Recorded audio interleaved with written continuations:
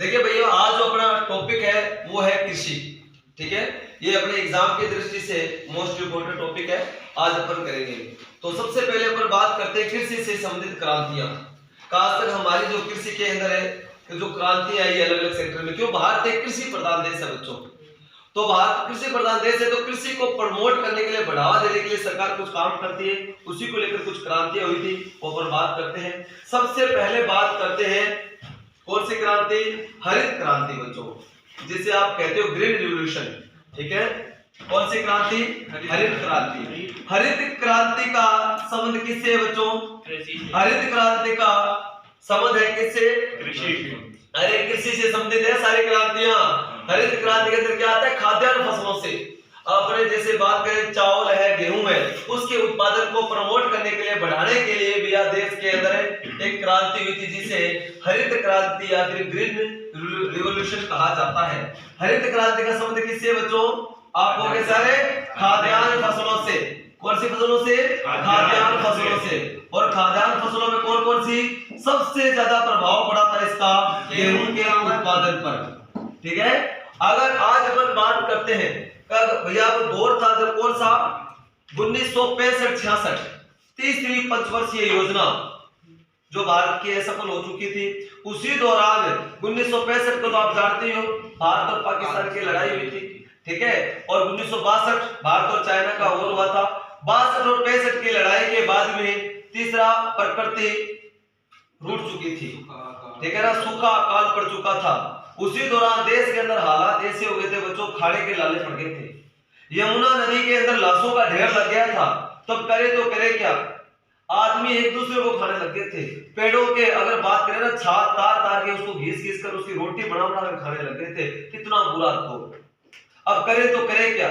उसी दौरान एक महापुरुष आते हैं भी हमारे देश के अंदर है, और क्या ला देते हैं? एक सर अपने जो खाद्यान्न फसलों की बाढ़ आ जाती है देश में, उनका अपन नाम जानेंगे। उससे पहले अपन बात करते हैं कि father of A green revolution, हरित क्रांति का पिता किसे कहा जाता है बच्चों? आपसे क्वेश्चन पूछा, उत्तर क्या रहेगा? Norman Borlaug. क्या आप लोग सर ये नॉर्मन बोरलॉग कौन थे? कहां के थे ये? इन्होंने क्या किया था? देखो बच्चों, नॉर्मन बोरलॉग अमेरिका के थे, यूएसए के। उन्होंने नए नए बीज, जिसके अंदर क्या होता है, अपन पहले खेती करते थे, उनके अंदर जो फसलों को पानी की मात्रा ज्यादा चाहिए, उसके बाद उनके ऊपर रोग लग जाते थे। तो ये पुरानी मतलब खेती थी, में पुराने बीज होते थे, उनके बाद में नए नए बीज बनाए गए, उनके नए नए जीन डाले गए, जिससे उनके रोग नहीं लगे, कम पानी के अंदर फसलें तैयार हो जाए। ये नॉर्मन बोरलॉग का बहुत बड़ा योगदान है अमेरिका के अंदर। इस कारण नॉर्मन बोरलॉग को क्या कहा जाता है? हरित क्रांति का पिता। उसी की तर्ज पर हमारे भारत के अंदर, भारत में हरित क्रांति का पिता किसे कहा जाता है? बताओ भैया। एम एस स्वामीनाथन को। और एम एस स्वामीनाथन जी ने कौन सी पुस्तक लिखी थी? To a hunger free India. 1965-66 के उस दौर से भी भारत को किसने निकाला था? एम एस स्वामीनाथन जी ने। उन्होंने देश के अंदर नए नए बीज लेकर आए, फिर देश के अंदर भी क्या किए? एक सर क्रांति लेकर आए, नई नई फसलें उगाई गई। पहले हमारे देखो, मान लीजिए कि आज एक बीघे के अंदर कितनी गेहूं होती है बच्चों? बताओ, एक बीघा या 1 किलो के अंदर कितनी गेहूं होती है? लगभग 10 कुंटल 12 कुंटल हो जाती है, बहुत अच्छा खेत हो तो। ठीक है, पहले क्या होती थी? 2 कुंटल 2.5 कुंटल, उसके ऊपर रोग और लग जाए। तीसरी बात है, उसके अंदर पानी की आवश्यकता ज्यादा। आज 2 अपने पानी लगाओ गेहूं की फसल के अंदर, फसलें तैयार। तीसरे पानी लगाते तैयार। पहले 4-4 5-5 पानी बीज के अंदर फसलें नहीं, रोग आ गए, ये वो बहुत प्रॉब्लम होती थी। अब उसी को देखते हुए नए नए बीज है। आज अपन बात करते हैं हरियाणा के अंदर 15-15 क्विंटल होती है भैया, एक बीघा के अंदर 1 किलो के अंदर गेहूं। हमारे राजस्थान में द्रव्य भी होती है 12-12 क्विंटल। ये हाल है। तो इसके पीछे योगदान किसका है? एम एस स्वामीनाथन जी का। अगर आज अपन बात करें पूरे विश्व का, 12 से लेकर 15% गेहूं का उत्पादन कौन सा देश करता है? हमारा भारत करता है। इसके पीछे योगदान किसका है भैया? एम एस स्वामीनाथन जी का है। अगर आज अपन बात करें पूरे विश्व के अंदर 2018 के अंदर पूरे वर्ल्ड में चावल का सर्वाधिक उत्पादन किसने किया था? हमारे भारत ने किया था। आज प्रेजेंट टाइम के अंदर विश्व में चावल के उत्पादन में भारत दूसरे नंबर पर है। इसके पीछे योगदान किसका है? एम एस स्वामीनाथन जी का। देश के अंदर आज पूरे वर्ल्ड के चावल का लगभग 20 से लेकर 24% उत्पादन कौन करता है? अपना भारत करता है। ठीक है बच्चों, अब आगे बढ़ते हैं अपन। पहला तो किसने हरित क्रांति का संबंध किससे बच्चों? खाद्यान्न फसलों से, और खाद्यान्न फसलों में सर्वाधिक प्रभाव किस पर रहा था? गेहूं के ऊपर, और दूसरा चावल पर। दूसरी बात करते क्वेश्चन आता है हरित क्रांति का पिता।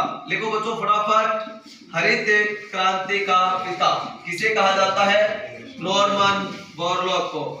नॉर्मन बोरलॉग को हरित क्रांति का पिता कहा जाता है, और नॉर्मन बोरलॉग कहाँ के थे? यूएसए के।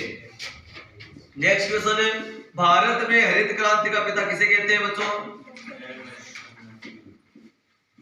भारत में हरित क्रांति का पिता एमएस स्वामीनाथन को कहा जाता है।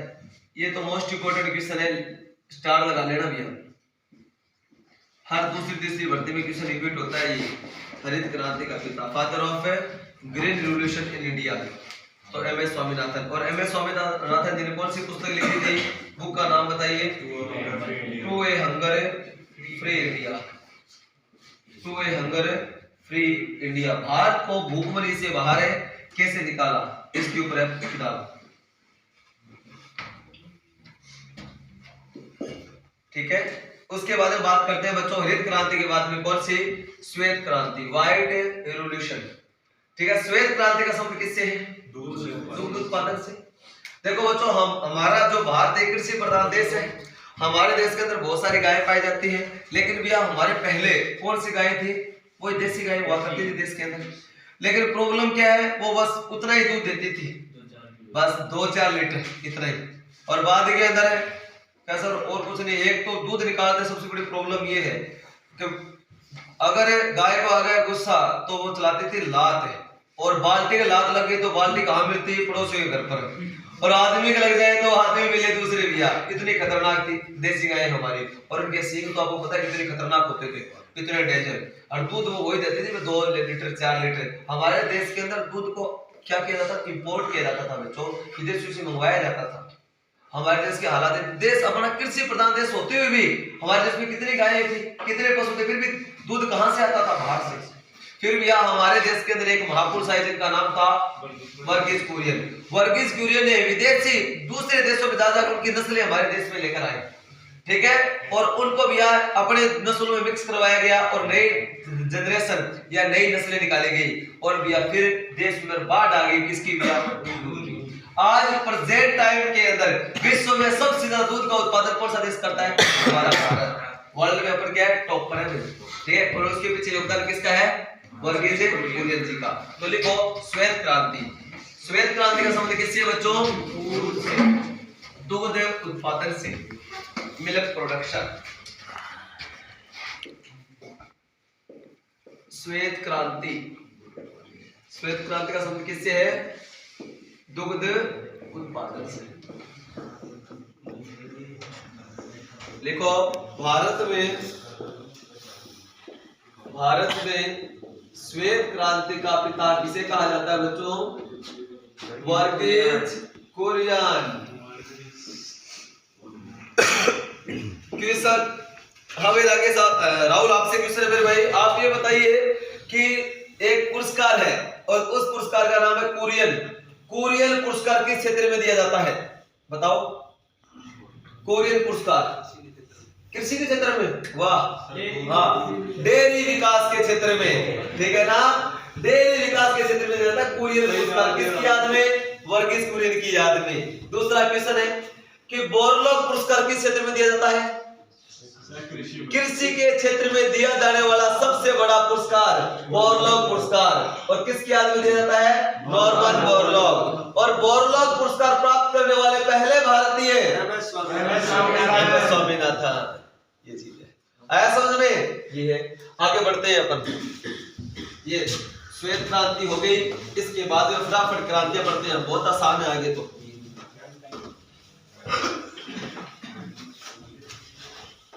देखो भैया, आपसे पूछा जाए पानी का रंग कैसा, आप कहोगे सर पानी तो क्या होता है? रंगहीन होता है। नहीं, क्या कहते हो? पानी रे पानी तेरा रंग कैसा? कैसा रंग होता है? नीला। हाँ, और मछली जल की प्राणी है, जीवन उसका पानी है। तो मछली कहाँ रहती है? पानी में। पानी का रंग कैसा? नीला। तो नीली क्रांति, देखो बच्चों, नीली क्रांति का संबंध किससे है? मछली उत्पादन से। मछली उत्पादन से संबंधित। किसका संबंध है? नीली क्रांति से। देखो बच्चों नेक्स्ट अपन बात करें, एक मछलियों के अंदर बहुत ही शानदार मछली पाई जाती है जिसके अंदर विटामिन ई और विटामिन ए की भरपूर मात्रा होती है। वो कौन सी मछली? झींगा मछली। झींगा मछली बहुत ही महंगी होती है, क्वालिटी होती है शानदार, और किसानों की आय को बढ़ाने के लिए भारत सरकार के द्वारा एक नई क्रांति लाई गई और उस क्रांति का नाम गुलाबी क्रांति। और गुलाबी क्रांति का संबंध किससे है? झींगा मछली पालन से। तो लिखो भैया गुलाबी क्रांति। गुलाबी क्रांति उत्तर क्या रहेगा? झींगा मछली उत्पादन। और खाई कर मछली का पकौड़ा, वाह क्या बात है, बड़े टेस्टी होते हैं ना। वाह क्या बात है। ठीक है तो आगे बढ़ते हैं अपन, बड़ा खुश है काम। नीली क्रांति आ गया, गुलाबी क्रांति, श्वेत क्रांति और हरित क्रांति। नेक्स्ट है अगर अपन बात करें कि अंडे का रंग कैसा होता है बच्चों? सफेद, सिल्वर जैसा होता है। तो बस सिल्वर को हिंदी में क्या बोलते हैं? रजत। रजत क्रांति। रजत क्रांति का संबंध किससे है? अंडे उत्पादन से संबंधित है।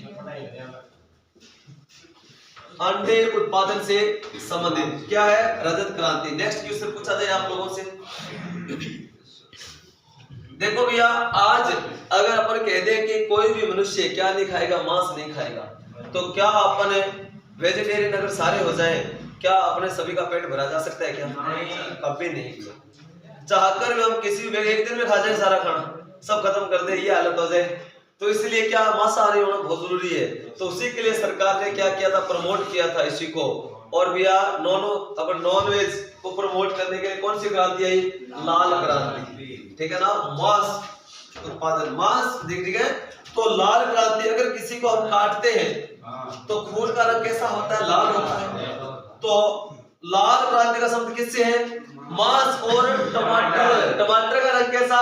लाल है। तो आप कहोगे सर मांस और टमाटर के उत्पादन को बढ़ाने से संबंधित, मांस और टमाटर के उत्पादन को बढ़ाने से संबंधित है लाल क्रांति। उसके बाद में बात करते हैं लाल हो गई, नीली हो गई, अब आ जाओ टावरों पीली। पीली पीली क्रांति का संबंध किससे? Very good. आपको सर मस्टर्ड ऑयल का रंग कैसा होता है? पीला होता है। ठीक है ना। और उसके अंदर जितने भी अपने घरों में खाने वाला जो यूज लेते हैं ना ऑयल, वो सारा का सारा उसी को प्रमोट करने, उसी को बढ़ाने के लिए, उसी के प्रोडक्शन को बढ़ाने के लिए भारत सरकार के द्वारा एक क्रांति लाई गई थी। उस क्रांति का नाम क्या? पीली क्रांति। तो पीली का मतलब ये नहीं है कि तिल वो होते हैं, तिल वो नहीं है, ऑयल। ठीक है ना, घरों में जो खाने वाला होता है ना, उस ऑयल को प्रोडक्शन को बढ़ाने के लिए कौन सी क्रांति? पीली क्रांति। तिलहन उत्पादन से संबंधित। देखो लाल आ गई, पीली आ गई, नीली आ गई। अब बात करते हैं काली या फिर कृष्ण। ठीक है ना, कृष्ण मतलब ब्लैक रिवॉल्यूशन। और भैया कृष्ण क्रांति का संबंध किससे है?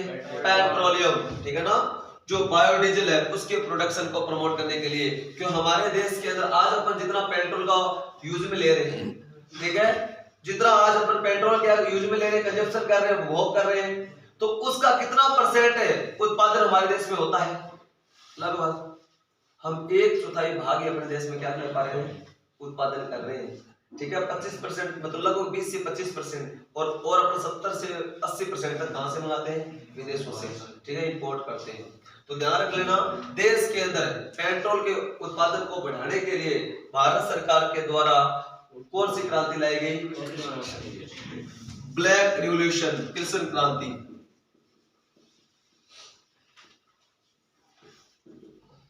पेट्रोल के उत्पादन को बढ़ाने से संबंधित। ठीक है ना, बायोडीजल को प्रमोट किया गया था। ऐसा में ये चीज। अब आगे बढ़ते हैं, हो गई। और देखो बच्चों, अब एक क्वेश्चन पूछा जाए, क्या बात है, गोल मटोल हो रहे आलू की तिरियां। देखो कुछ बोलते हैं ना, किसी जैसे कोई बच्चा क्या हो, मोटा हो, फैटी हो, तो उसको बोलते हैं क्या बात है, आलू की तिरियां गोल मटोल हो रहे। तो मतलब गोल क्रांति, और गोल क्रांति का शब्द किससे है? आलू उत्पादन से, ठीक है ना। राउंड रिवोल्यूशन, गोल क्रांति, गोल क्रांति का शब्द किससे है बच्चों? आलू। हाँ, आलू उत्पादन से संबंधित।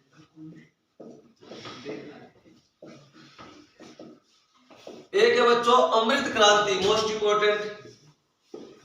अमृत क्रांति का शब्द किससे है? नदियों का आपको भी सर हमारे देश के अंदर नदियों का पानी बहुत ही अमृत के समान क्या माना जाता है? पुण्य माना जाता है, शुद्ध माना जाता है। और नदियों का पानी कहाँ जा रहा है? समुद्रों में जा रहा है। तो पानी को हम वेस्ट नहीं करने होने देंगे, तो नदियों को आपस में जोड़ेंगे। जो अमृत की धारा है वो हमारे देश में रहे, ठीक है, उसका ज्यादा से ज्यादा यूज में लाया जाए उस पानी का। उसी को देखते हुए भारत सरकार के द्वारा भैया नदियों को आपस में जोड़ने के लिए कौन सी क्रांति की शुरुआत की गई? अमृत क्रांति की। तो लिखो नदियों को आपस में जोड़ने से संबंधित